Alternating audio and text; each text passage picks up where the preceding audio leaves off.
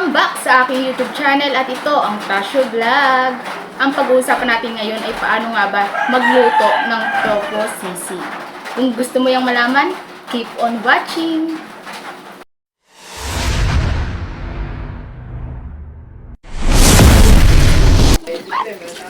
Ang una mong gagawin ay iprito mo lamang ang tokwa at pagkatapos itabi muna natin yan. At dito sa pinagprituhan natin ay magpiprito lamang tayo ng sibuyas. Pagkatapos ng sibuyas, isunod na natin ang tokwa na ating pinrito.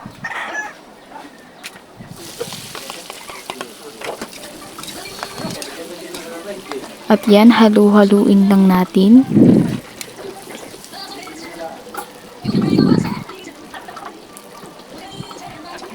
Ang sunod nating gagawin, yan, maglagay lang tayo ng soy sauce, oyster sauce, kalamansi, at paminta.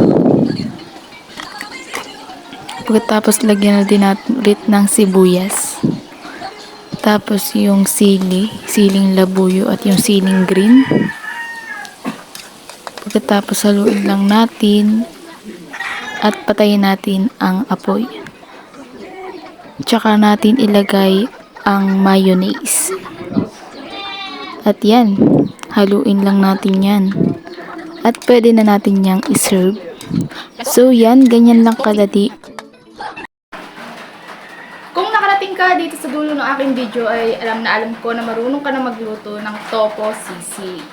Kung nakatulong itong video ito, please subscribe, like, and share at pakiclick na rin ang notification bell.